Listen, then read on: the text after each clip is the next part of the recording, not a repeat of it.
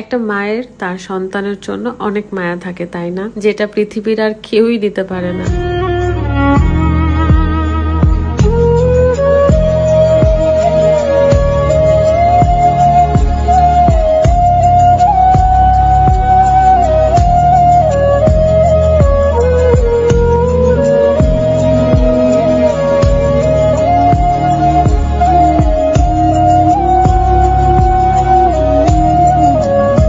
আমার অনেক ইচ্ছা আমার একটা ছেলে বাবু হবে।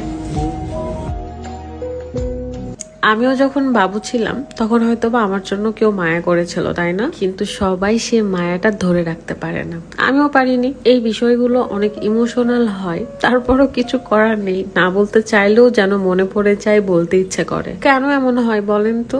নতুন মানুষ পৃথিবীতে আসার কথা শুনলে কেন যেন বুকটা ধুকধুক করে সবারই। অনেক এক্সাইটেড ফিল হয়, কবে সেই মানুষটার মুখ দেখবে, কবে সেই নতুন মানুষটাকে একটুখানি ছুঁয়ে আদর করবে, তাই না? হ্যাঁ, আজকে সেই নতুন মানুষটার জন্যই শপিং করতে এসেছি।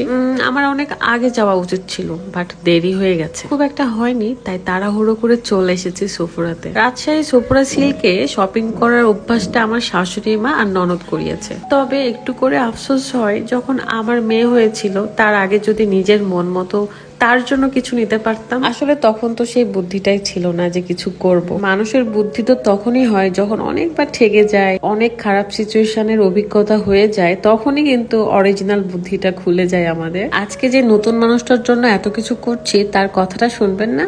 স্কিন ব্রাইটেনিং এর একটা কম্বো নিয়ে এসেছি, যেখানে থাকবে premium saffron soap, saffron soothing jail এবং স্যাফরন নাইট ক্রিম। এগুলো 100% অর্গানিক হওয়ায় স্কিনের জন্য অনেক ভালো কাজ করে। ছেলে মেয়ে সবাই ব্যবহার করতে পারবে। রেগুলার ব্যবহারের ফলে স্কিনের কালো দাগ, ব্রণের দাগ এগুলো আস্তে আস্তে দূর হয়, সাথে ভেতর থেকে ব্রাইট করে। স্যাফরন আমাদের স্কিনের জন্য কতটা ভালো আমরা সবাই জানি। ইটস অর্গানিক ফেসবুক পেজ থেকে আপনারা এই ব্রাইটেনিং কম্বোটা পেয়ে যাচ্ছেন। পেজটা ডিসক্রিপশনে দেওয়া থাকবে। সুদিং জেল আপনি যে কোনো সময় দিয়ে 10-20 মিনিট রেখে ধুয়ে ফেলতে পারেন, কিংবা রেখেও দিতে পারেন। এরপর আমি এই নাইট ক্রিমটা ভালো করে স্কিনে ড্যাব ড্যাব করে লাগিয়ে নিব। যত্নের উপরই সব ভালো নির্ভর করে, তাই দেরি না করে এখনই ব্রাইটেনিং কম্বোটা অর্ডার করে ফেলুন। Thank you. আমাদের খুব কাছের বন্ধু, বিপদের বন্ধু যে বাবা হয়ে গেল, আমরা ভীষণ খুশি। 2 দিন আগে বাবা হয়েছে, কিন্তু আমাদের যেতে একটু লেট, তাই তাড়াহুড়ো করে রাতের বেলায় বের হয়ে গিয়েছি। খালি হাতে কি সেই বাচ্চাটাকে দেখতে যাওয়া যায় বলেন তো? সে বাবুটা তো আমার উপর রাগ করবে, বলবে ফুপি মনে কিচ্ছু নিয়ে আসেনি আমার জন্য।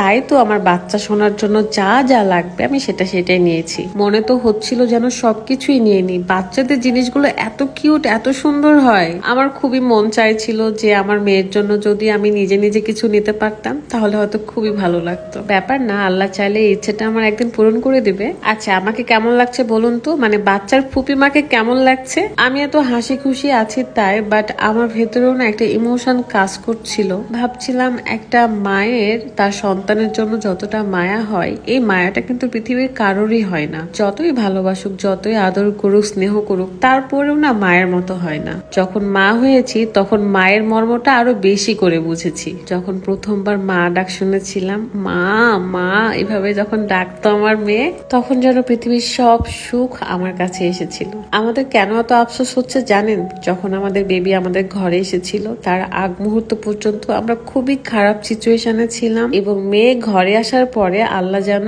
রহমত দিয়েছে। আমার মেয়ে নিজে রহমত নিয়ে এসেছে। এখন শুধু আমার একটা পুত্র সন্তান দরকার, তাই না? দোয়া করেন তো যেন নিজের পুত্র সন্তান বা মেয়ে সন্তানের জন্য আবারও শপিং করতে আসতে পারি। এভাবে বাচ্চাদের জিনিস দেখলে এত ভাল লাগে, আমার মনে হয় যেন সবগুলোই নিয়ে নিই। এই প্রথমবার ছেলে বাবুর জন্য শপিং করতে আসছি, তাই একটু ভাবছিলাম যে কি নিব না। রাজশাহী সফুরা সিল্কে বাচ্চাদের ড্রেসগুলো অনেক সুন্দর সুন্দর দেখা যায়, আর প্রাইসও মোটামুটি। এত ভারী ড্রেস নিলাম না, কারণ মাত্র একদম নিউবর্ন বেবি, সো তাকে যেগুলো কমফোর্ট ফিল করাবে সেগুলোই নিয়েছি। আমাদের এখন মোটামুটি শপিং করা শেষ। এখন আমি তাড়াহুড়ো করে বাসায় যাচ্ছি। বাসায় গিয়ে আপনাদের ভাইয়াকে নিয়ে চলে যাব বাবুকে দেখতে। তৃষা সবসময়ের জন্য আমার সাথে দুষ্টামি করে, এবং সে সবসময় আমাকে হাসানোর চেষ্টা করে।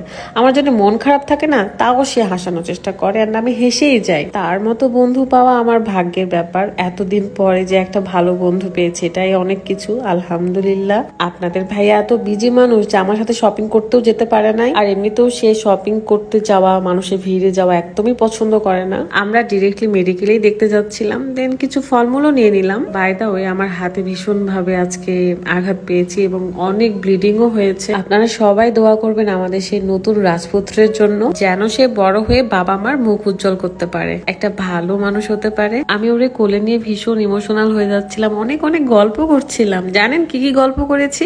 পরে বলবো, অন্য কোনো একদিন বলবো। আজকে ভিডিওটা এখানে শেষ করব। সবাই দোয়া করবেন আমাদের বাচ্চার জন্য। আল্লাহ হাফেজ, আসসালামু আলাইকুম।